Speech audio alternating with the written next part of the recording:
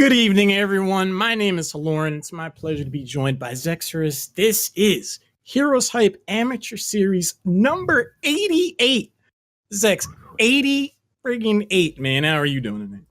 I'm doing great. And that's kind of an auspicious number for myself because, Back to the future. that's particularly my favorite number because I was born in 1980. So I was 8 in 1988. And I thought that was the neatest stuff ever. So 88 always has like a special meaning for me. So I'm really excited about this tournament. There's some teams in here that I've whose players I am familiar with. So I'm really excited to see how this bracket plays out tonight. A lot of good Heroes of the Storm action on deck. Yeah, Wednesday nights, this is where you want to be for sure if you're interested in some of the best amateur action available. We got 13 teams that registered and signed up to join in on this shindig. Also, keep in mind that you yourself can take part in these every Wednesday. There are free agent teams that you can sign up, join the HeroesHype Discord, get involved in that capacity. If you have any interest in playing some competitive heroes, it's pretty cool. Yeah, absolutely.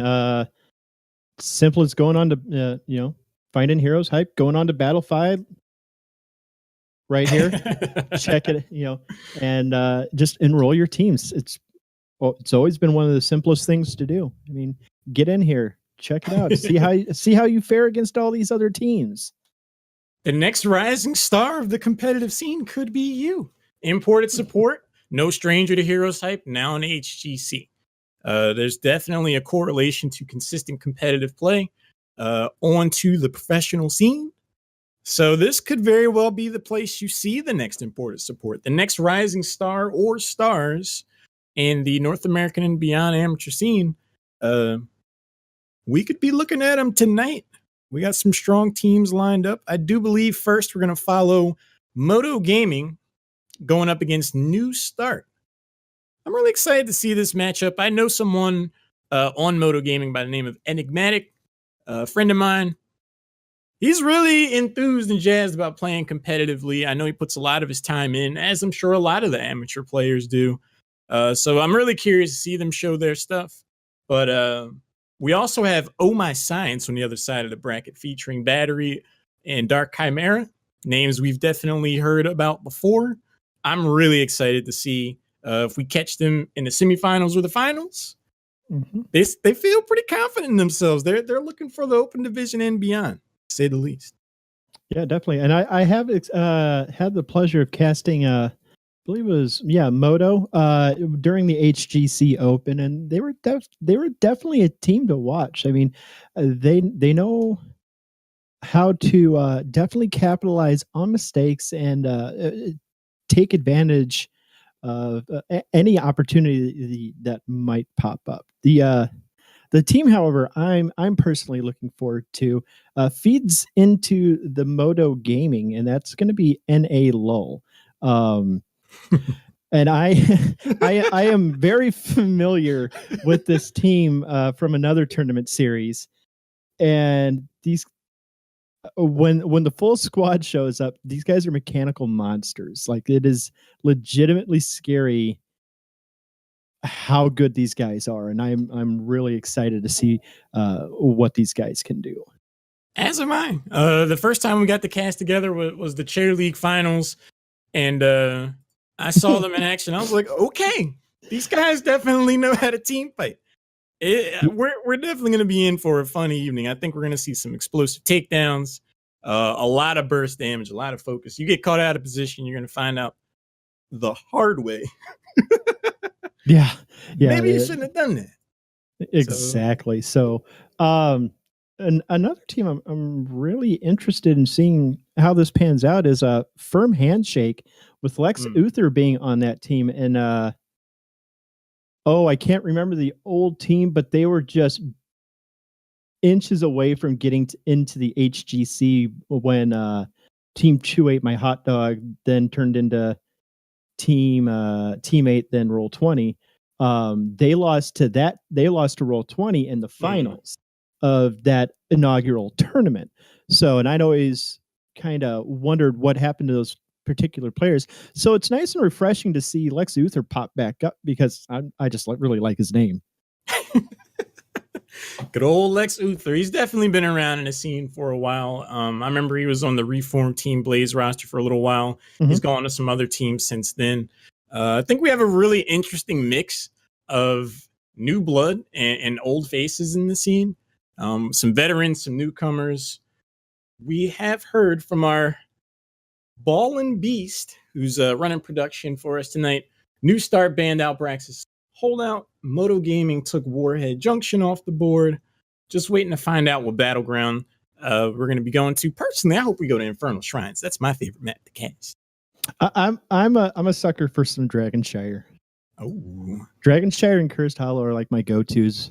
They're just fun maps. You know, Cursed Hollow, the more classic style MOBA map, and Dragonshire, just this rotational, macro heavy map where you've got to be on point as a team in order to maximize your capability on that particular map. Whereas with Cursed Hollow, you can be a little more loose.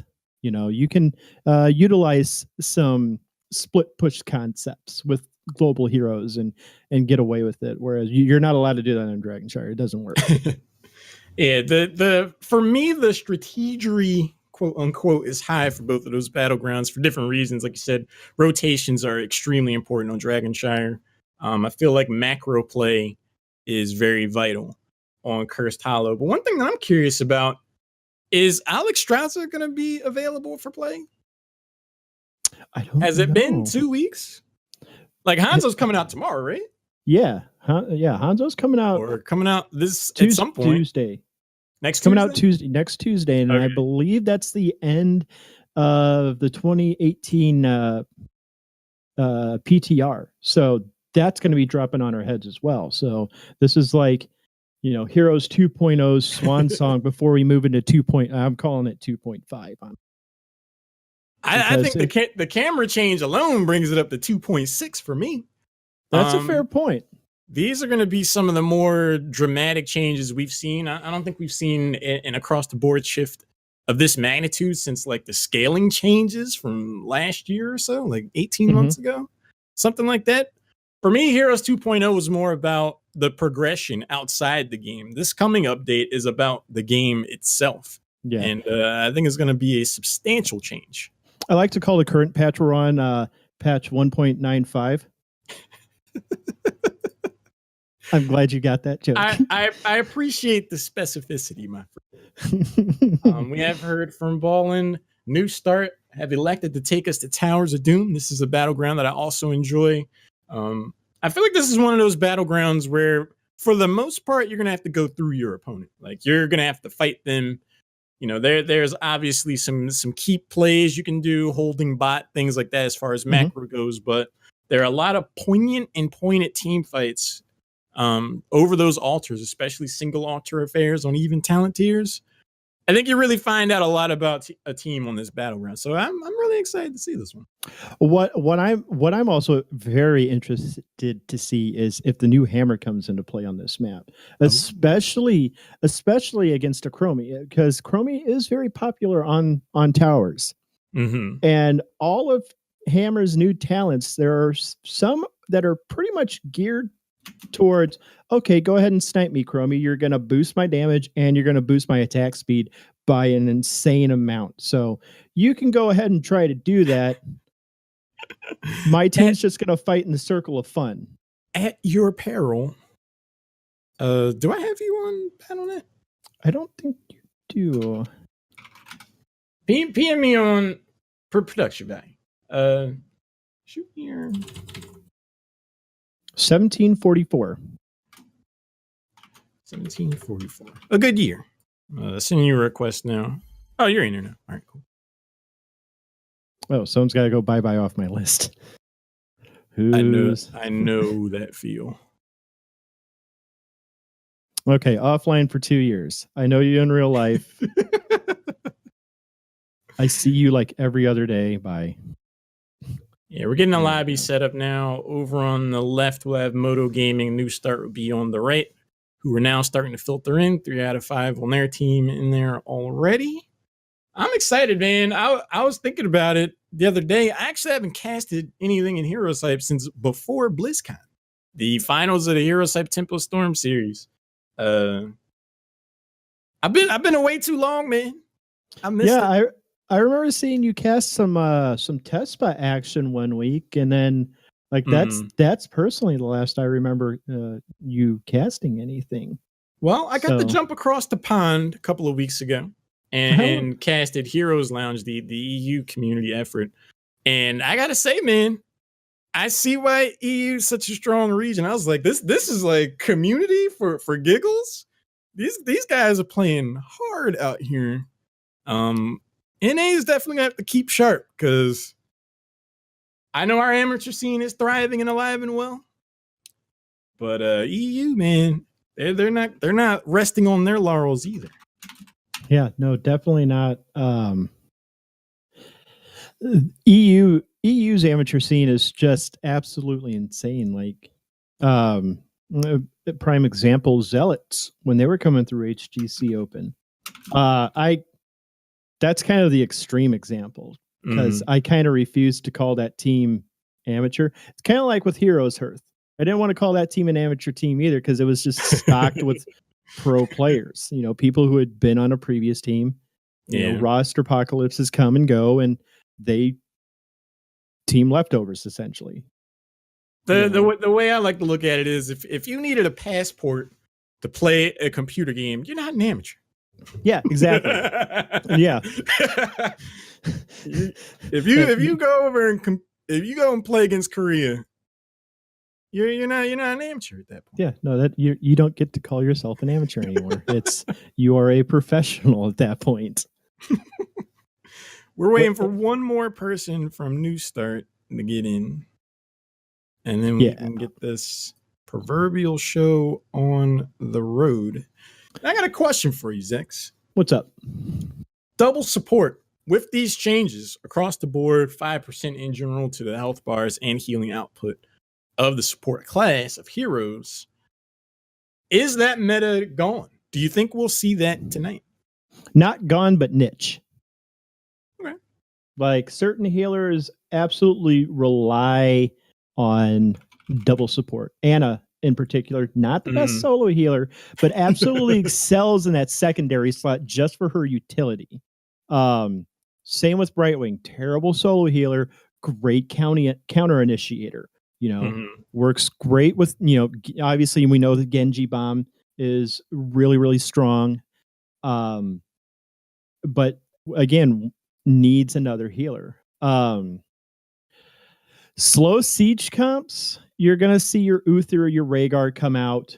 That sustained damage, you know, those are going to be typically, I feel, utilized best with a solo healer.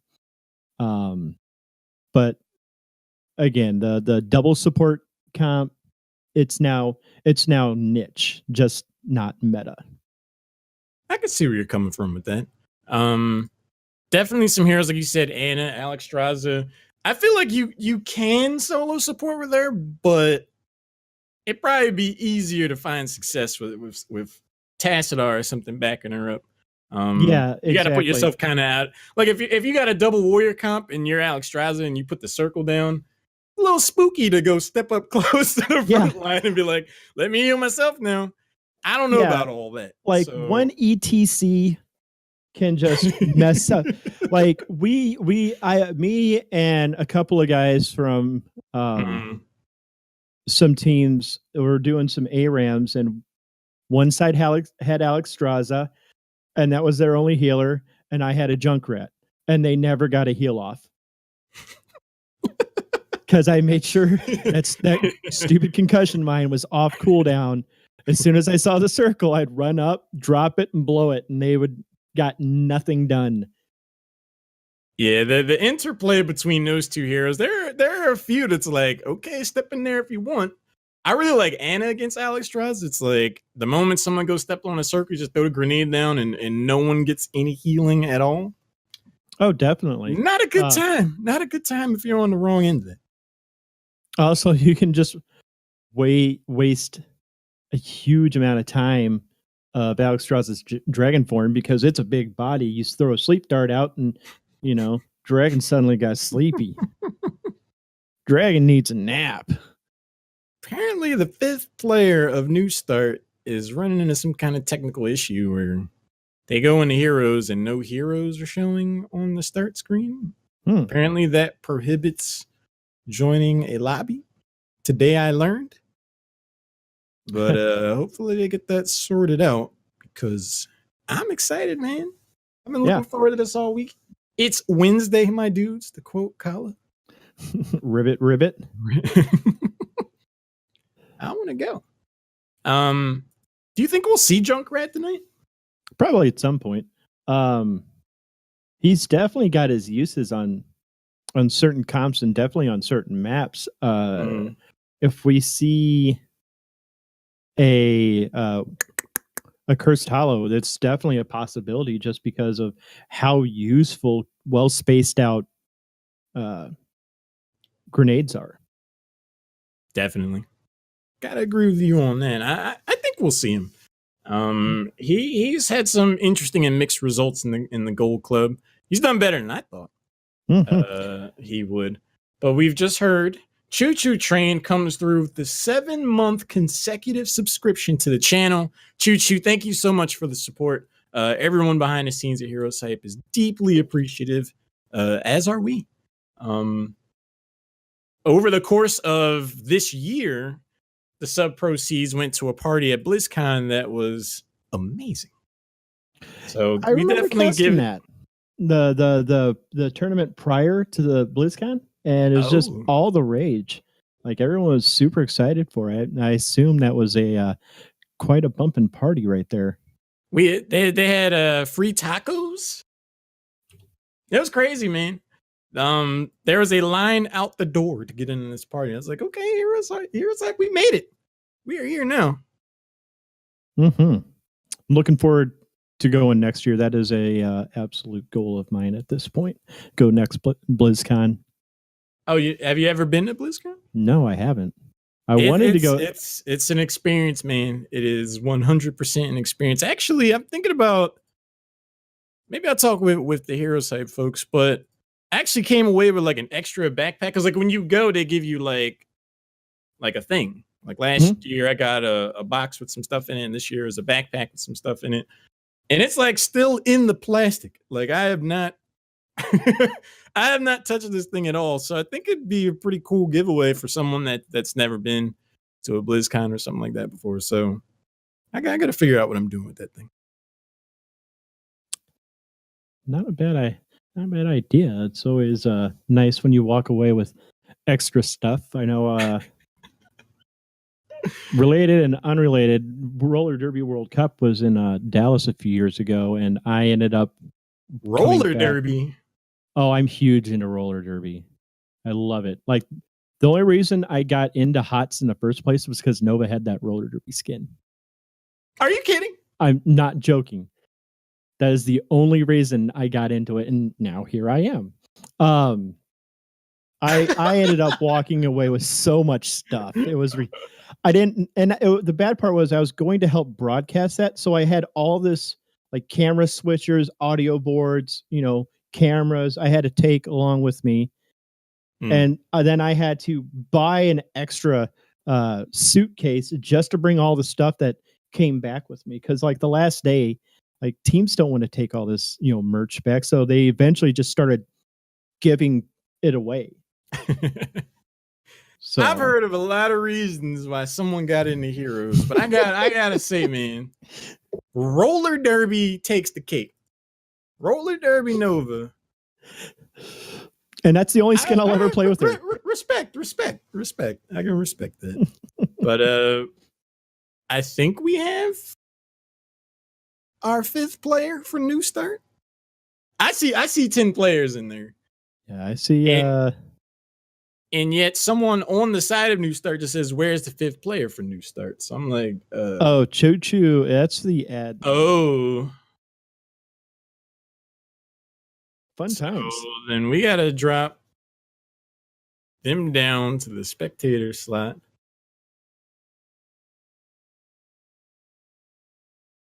They're asking if they can have a sub now. I'm imagining so. And admin. Apparently not. Choo slammed the gavel on that. Nope. Overruled. Old Phoenix right out here. Objection. And he said, "Oh." He said, "Oh." All right. Okay. Well, they've got 2 minutes. Stop. 2 minutes to go. Start your watches. I'm curious how the rest of this is gonna go, because at this point, the other round 1 games are probably like 5-10 minutes into their games now. Oh, it looks like they're just gonna take the. Let's see. Looks like they're just gonna take the forfeit because I see players leaving the lobby. So. Well. Okay. So congrats to Modo. Yeah, congrats to Modo for moving on. Yeah. Okay. It was close. I guess we just move on then. Looks like it. So that's gonna. I don't. Okay. Okay. I've never seen this happen before at HeroesHype. That's tough for the players that are having technical issues and an unfortunate turn of events. Sorry for the delay, guys. We're just waiting to get everybody on a team ready to go. But it's kind of funny how this works out, because when we were trying to decide who we wanted to follow, I wanted to follow Modo Gaming because I know Enigmatic, and I'm looking forward to seeing his team in action. And you were like, I want to see NA Low because I've seen him in Chair League and they do really well. So here we go. Okay. We both got what we wanted. So oddly it worked out. Yeah. Under at the exact same time. So hopefully we can get in touch with someone from NA LOL. Let's see here. Is and they're ready to go meow. Okay, so right now I can give you a status update on Zergling, who is currently playing a quick match. 21 minutes. No. Though you don't really anticipate a random DQ. As my cat rowboat tries to move the green screen. It's from the cat, man. Cat? I don't know what we do here. Do we take a break and I'm sure all the other round 1 games are underway by now. Oh yeah, definitely. So we're not gonna be able to just we'll just switch over. I don't think that's gonna be the play. I don't know. You hate to see this kind of thing happen. A HeroesHype amateur series first for me. Definitely, yeah. That's a first. That's a first for me, and this is I think the 5th or 6th HeroesHype I've personally casted. Okay, so they're doing map bans now, so we are moving along. Okay.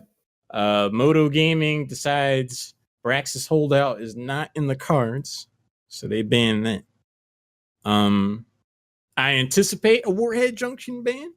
It's kind of interesting. Like in the amateur scene, in most instances, I always see people take Warhead Junction off the board. However, at the pro level, that seems to be the only map NA get the upper hand on. So it's like a weird love-hate relationship with the region in that battleground. So let me tell you a story real quick. So that we got week, time. that week where I believe it was maybe it was BlizzCon. It was soon. A major tournament just wrapped up. It had to have been BlizzCon, but teams were picking Warhead and then doing boss strats on that, right? Mm-hmm. And then Tespa, after it wrapped up, it was the first map for that week after BlizzCon was Warhead Junction. You would not believe how many boss control strats I saw done incorrectly.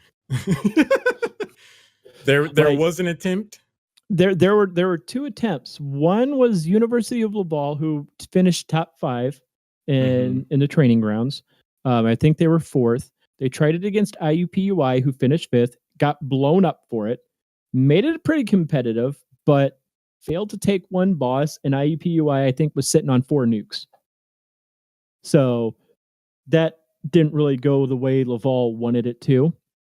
They ended up winning that series. And then Team GG from Minnesota tried it, but didn't get the comp right and just got obliterated. Oops. Yeah. That can happen. When you run these arguably one-dimensional strategies and it doesn't go the way you thought it would, you don't really have a recourse. I think sometimes it's cool to have a pocket strat. Yeah. But if you can't call the audible on it, I don't know. I go back to the World Finals, Tempo Storm's last game. Medivh was first picked. Medivh is first picked. And Tempo Storm's like, well, we're locking in this last pick Kerrigan. And it's just like, I'm not gonna lie, I'm a filthy Kerrigan picker, and like I actually like I don't have the best love for Tempo Storm. They're kind of neutral to me. But like I actually got fully behind them at that point when I saw that Kerrigan. I was like, you guys are betting the farm, and I love it. It was gutsy. It was gutsy. It was absolutely you gutsy. Take a single target burst comp with Kerrigan and Kel'Thuzad up against someone who can watch, wait, and negate every bit of damage you do on your cooldowns.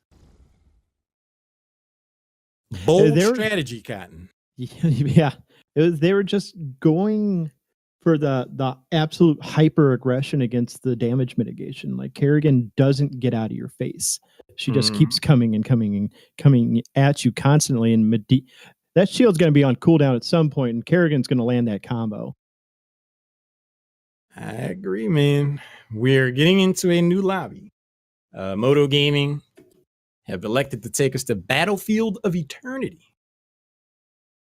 So we're getting in a lobby now. This is a battleground that can have some snowball strategies should the situation arise.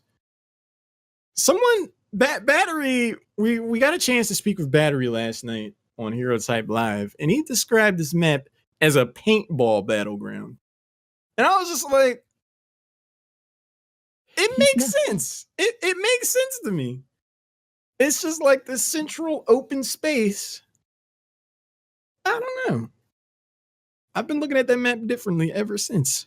Yeah, no, he's definitely not wrong. You are definitely playing around all the terrain in the middle of that map quite often. So the paintball reference is very apt. I would have never thought of that by myself. That's brilliant. That changes your thinking of that, though. It was a cool episode. Tuesdays at 9 Eastern. Lately, we've been doing HeroesHype Live. You yourself can get involved in a conversation. A couple of weeks ago, we got hosted by Grubby. Like, we're talking about BlizzCon, and out of nowhere, our viewer count goes to like over 2,000. And I'm like, was that the episode you guys had Caldor on there as well? So that's why you guys had because hilariously enough, I do a podcast Tuesday nights at 10 for Heroes, the Power Hour. Yeah. Like I kind of watch your podcast like during our pre-show games, and I was like, wait, like I didn't see the host from Grubby. I'm like, oh, it's Caldor, so that kind of makes sense. Like I understand. Yeah, those were two independent things as far as I know. I don't think maybe Caldor was watching Grubby and then Grubby hosted, but he was just there in the chat. Completely unplanned, unscripted. It's like, oh, Caldor's are cool. And we're talking about some of the roster changes, and he's like, actually, like, I could just jump in Skype, and we're like doing it live. Like that was a cool moment. But that episode really encapsulated what we try to do at HeroesHype Live. So you never know. Right. But I think we're trying to get everyone on the right sides here now. Yeah, Zerkling is bio at the moment. Apparently, he'll probably be back here in a little bit. Because apparently I'm on NA low. Get ready. You'll be fine. It'll work out. There we go. All right, cool. So I'm off the team. My time with NA LOL is past roster apocalypse. You understand?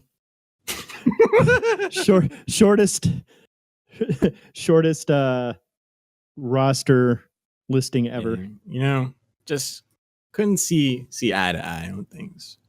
The communication wasn't there, seeing as I hadn't actually spoken with any of them. So it's tough when that happens.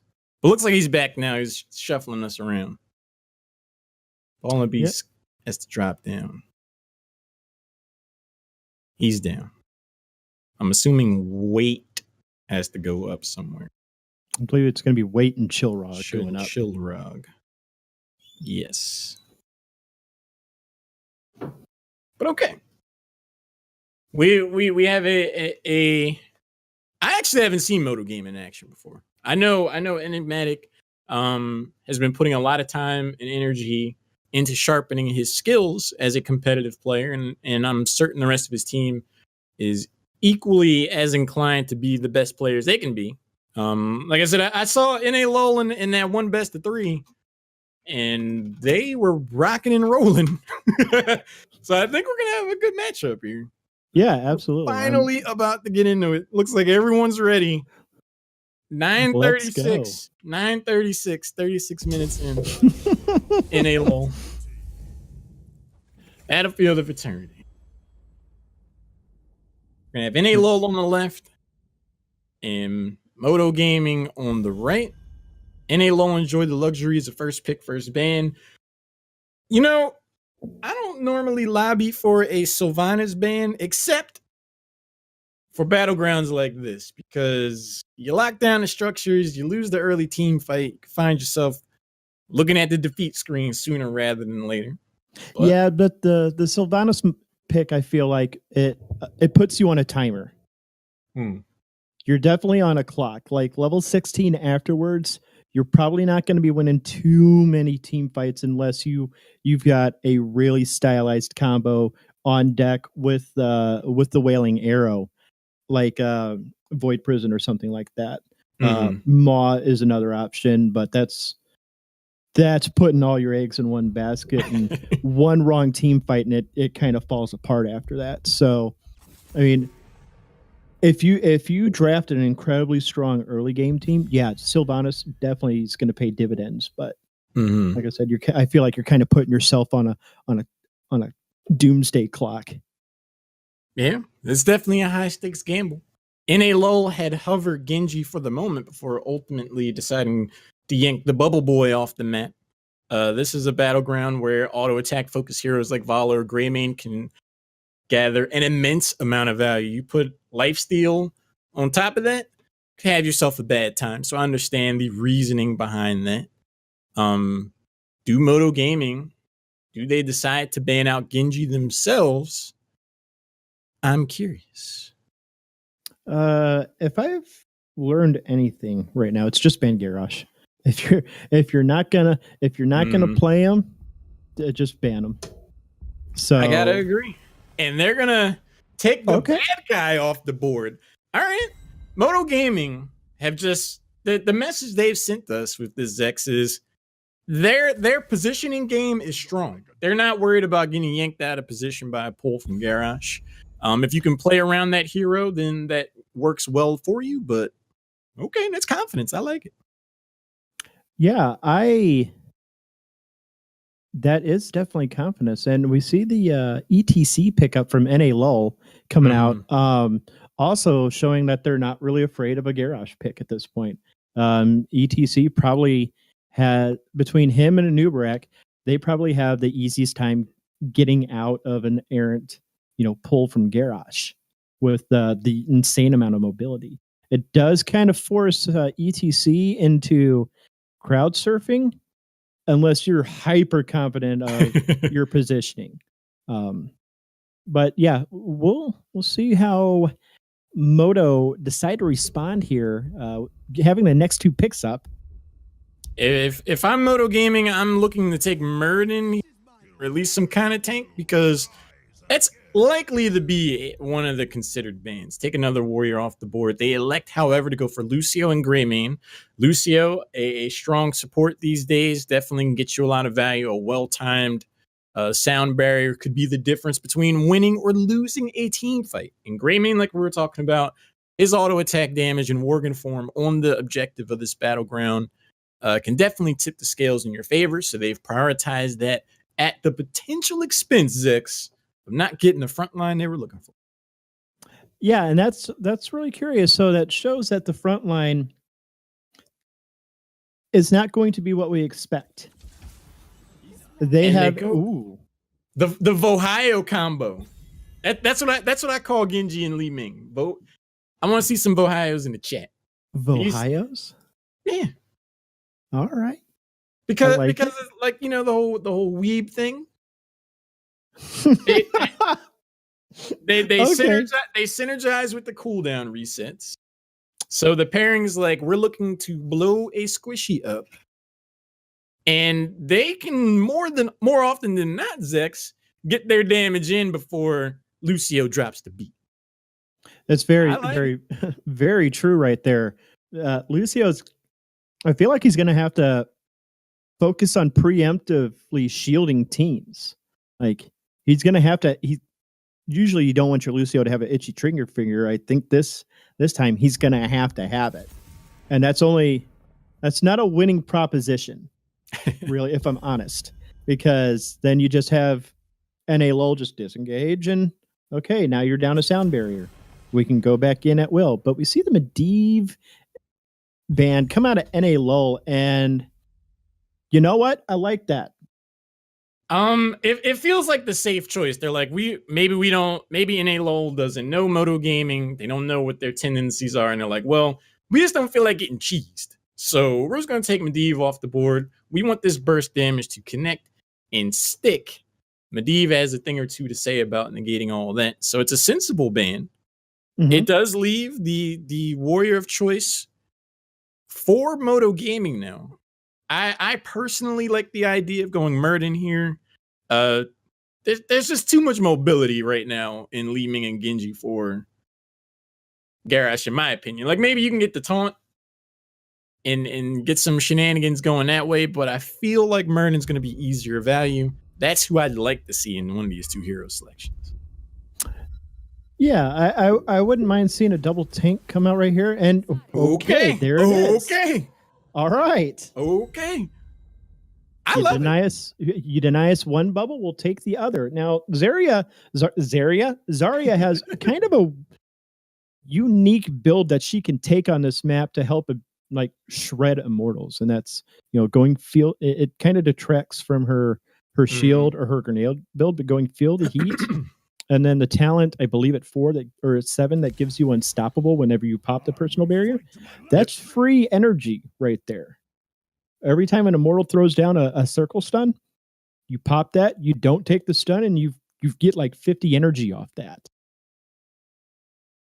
I think there's going to be a lot of counterplay with the Zarya pick. I think it's a very intelligent and sound decision, and a nice response to the burst damage of Li Ming and Genji. The Alarak adds a lot of spice to this composition for NA alone. They have a very strong lineup. Consistent damage, in my opinion, in the form of Alarak. Positioning is going to be very important. This makes the Garrosh gambit that much more interesting because if Garrosh steps forward, he can find himself in a rough spot with telekinesis. Very, very much so. And I'm looking at this lineup and I'm trying to think who's going to play what. Zergling tends to fancy the flashy heroes that do a lot of damage, so he could be going on that Genji or that Alarak. I'd be surprised if he plays Li Ming here. That would be surprising to me. On the side of Modo Gaming, one hero select in 10 seconds or less. There got to be full thinking emoji at the moment. They're really trying to decide what they want to do. Double warrior, and they are going to give Enigmatic his Lunara. All right, so they bust out the woman with 2 rib cages. and then we drop back to the lobby. At least they got the pick in. He will be right back, apparently. He's restarting the game. Okay. Lunar rounds out the composition for Modo Gaming. And Zex, let me know if let me know if this is a fair assessment of this draft. It's gonna be a game of chicken where both of the teams are looking for the engagement of the other, power slide, Garrosh's pull, telekinesis to follow up afterwards. But NA Lull has the advantage by way of Li Ming's poke. Because if this becomes like a weird dance around, like I don't want to engage because I don't want to blow my cooldown, and both teams just kind of standing there, Li Ming's orbs are gonna really start to add up. I'm really thinking that if this Garrosh gets an errant pull on an ETC, this could be the most disastrous thing we ever watch. Because they have, especially if NA Lull gets out to an early lead and hits 10s first, because all they have to interrupt is boop. And then at 10, they've got Expulsion Zone. And then let's see what else. And Warlord's Challenge. Yeah. So there's Garrosh has to make an active effort not to pull the ETC in. And I really like that about these drafts. Like, I feel like both of these comps are very high execution. You have to be mindful of what cooldowns you and your team have available, as well as the cooldowns that the enemy has.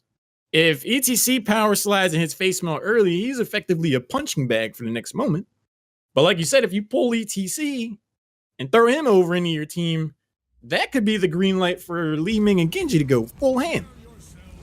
But we're about to find out after much of a delay. Here we are. On the left side, we have the members of NA Lull. You're going to have Zergling playing Alarak, Pumpkin Slayers on Li Ming, Mitchie D's Needs Healing on Genji, Sirius is going to be sliding on ETC, and Dan Clan rounds it out with the Rhaegar. And on the side of Modo Gaming, we've got Chillrog on the Zarya. Brocknar is on the, looks like Braymane. We've got Sabo playing the Lucio. Wait is going to be on Garrosh, and it's going to be Enigmatic on the Lunara. Sirius leads the train through mid, goes into the bush. A little bit of suspense being played here. Who dares rotate up? No one looks to take the gamble, and that's going to allow Zarya and Greymane to get a little bit of chip damage in on his tower. Yeah, Chillrock taking a little bit of damage right there up at the top. They didn't get the most value out of that for as low as Zarya ended up being, but the telekinesis is a defensive gesture. 3 heroes, however, hang out and secure the first blood, but there's another one getting taken down up top. Greymane gets sent back to base as well. Early aggression, Zex. I like it. Yeah, I love it. This is pretty much what I expected, especially out of NA Lull.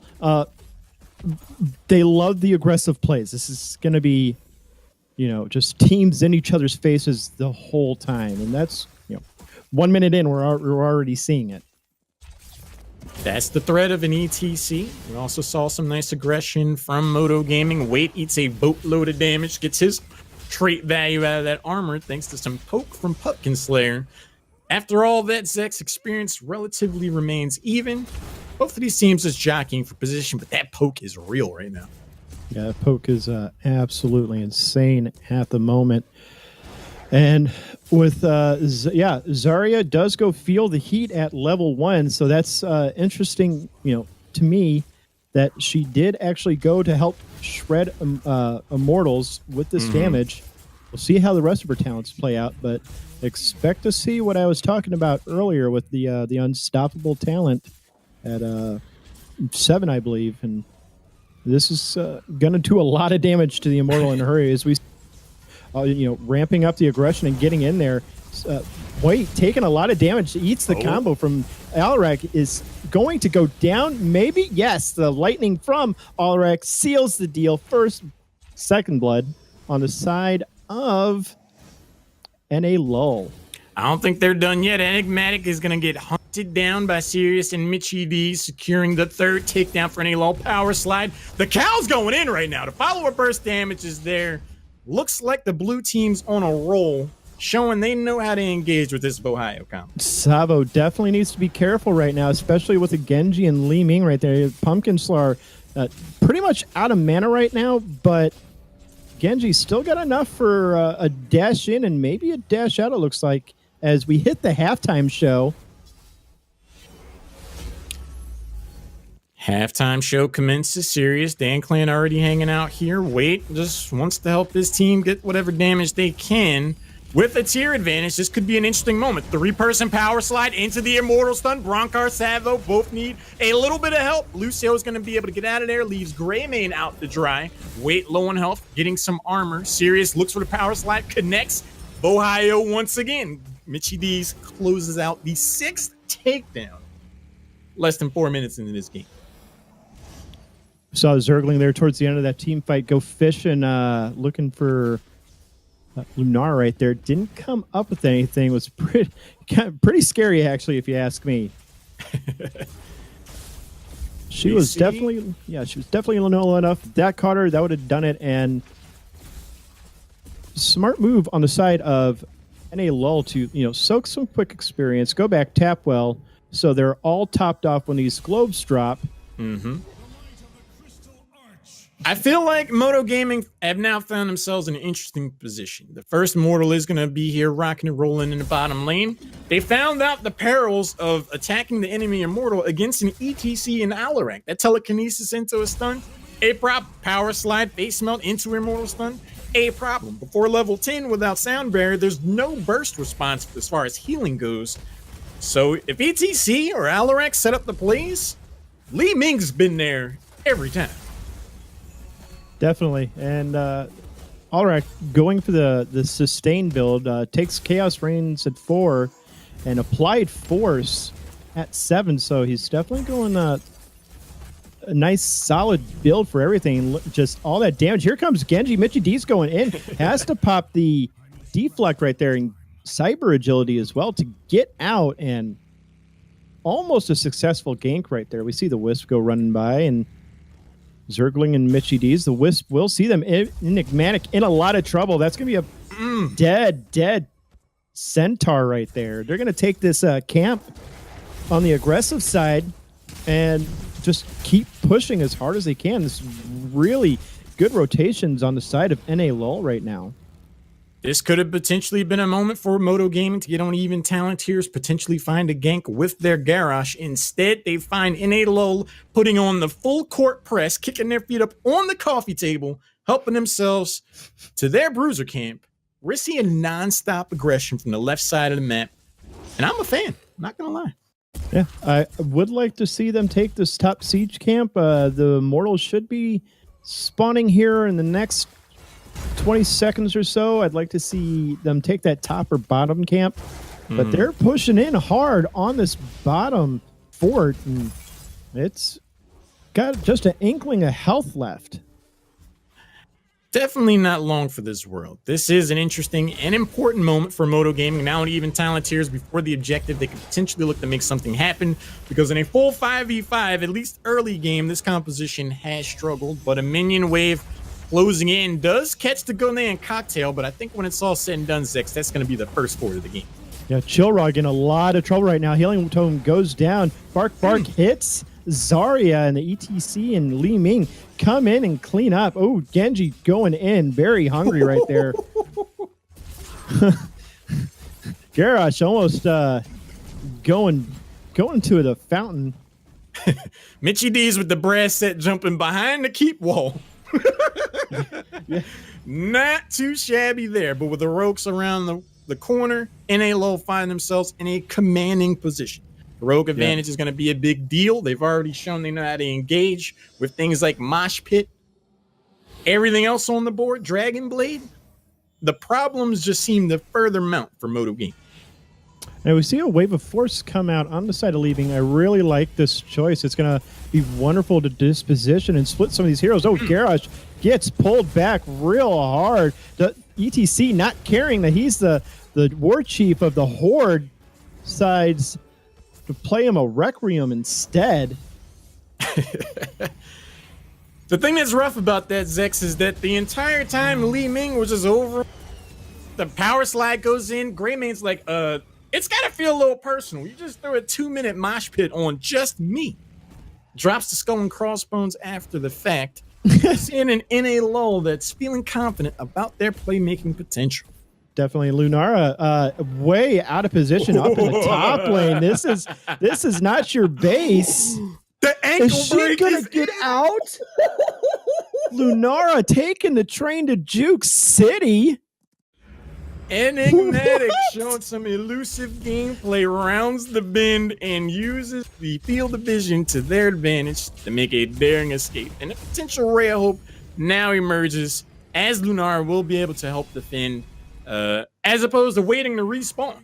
But with a full level away from level 10, Modo Gaming, they are not out of the woods yet by any stretch. Oh, this is going to be really, really bad for Modo. They've got to be incredibly careful right here, because as soon as that Immortal walks up, they're going to flank, and this is going to get ugly. Michidis jumps in, Sirius looking to rock and roll. There's a telekinesis into Lunara's face. That's going to be 11 takedowns. The top port gets claimed with plenty of shield left to go. 35 seconds before Mosh Pit becomes available once more. But Zex, right now, this is looking like a push for the first keep of the game. Yeah, this is going to be definitely dangerous for Modo to defend. They've got to figure out a way to get as much damage onto that Immortal, kill those shields off to make it go into melee mode. But I don't know how you do it, because Dragon Blade's off cooldown, Wave of Force is off cooldown. There's an Ancestral on deck. Oh, that's a lot of damage on the Zarya. Oh, that is... Ooh! Zarya thought she had a life bar, and then Genji ran in and snatched it away from her. Parental discretion is advised for that engagement, as the telekinesis ends up leading to the takedown. Two-person mosh pit, however. Sirius wants to dance. Garage gets taken down. The stun lasts long enough for Lucio to get taken off the board as well. The top keep gets claimed 13-10 right now. Good amount of health. This could be a 10-minute game, Zex. They're looking to close out right now. Yeah, this... I don't know what they can do to stop. We see the leaping strike come out from the Lunara and just promptly get shoved into the pit of Rakshir by Alarak right there. That is without a doubt going to be the end of the first game of the night. HeroesHype Amateur Series number 88 kicks off with a bang. In a lull, showing the amateur scene for the region may not be a laughing matter at all. Definitely not. Like, that was a bit intense, if I'm honest. I'm telling you that Ohio combo, man. It was disgusting. I did have someone correct me, though, that Lunara's not a centaur, she's a dryad. But she has two rib cages, which puts her in the centaur family. That's fair. That's fair.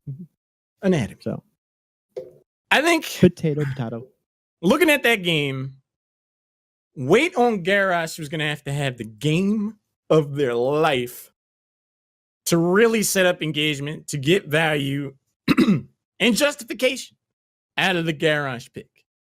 Anytime someone stepped forward at all, especially past level 7, Alarak pulls them in, power slide comes out, the orbs and the magic missiles are right there afterwards, Genji dashes on their face, and you can have 3 Zaryas. You're gone. Well, and the technical skill of what they were doing, like, there was several times where, okay, most average ETC players go in, blow their combo, the power slide pinball. Mm-hmm. What Sirius was doing is, if he clipped somebody on the edge of that power slide and still got the stun off, he would hold that pinball until Zergling TK'd him backwards because he was pulling him through the ETC, and then he'd hit the pinball to say, yeah, you're not going to go anywhere. You thought you might. You thought you had mobility options, but no, not really. So that was was just beautiful to watch. That was definitely an impressive showing.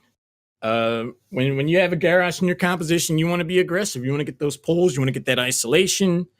This is a very dive heavy comp. So when you do try to pull someone, and I don't really recall a moment where I saw someone get really yanked out of position, but even if that did happen, it's like, all right, well, we got two heroes that are all about diving in, and Li Ming's not going to be too far behind. So it just seemed like the reasons why you would take Garrosh were executed on the other side. This is like, pull set up for the burst damage, goodbye. That's kind of Garrosh's specialty. But he was like, oh, this is what it feels like. Like, this is what I've been doing to people this whole time. Yeah, pretty much. They had the perfect response to that comp. They just shelled out way too much damage before Zarya shield, before Zarya could even press, W or E. They just deleted people left and right. And it's really hard to keep up with that if you're Lucio and you only have, a small window where you can really keep your teammates up. Right.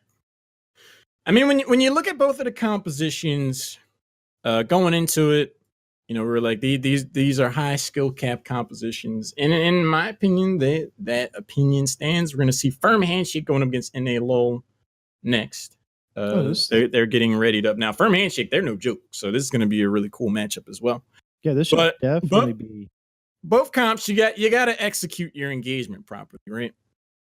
Garrosh doesn't really have a fallback. There's no other real engage in that composition for Modo Gaming. So if he doesn't get the pull, it's not going to be that fancy a time. Whereas on the side of NA LOL, they got telekinesis and power slide both as reliable engagement tools that have a stun and silence component after them.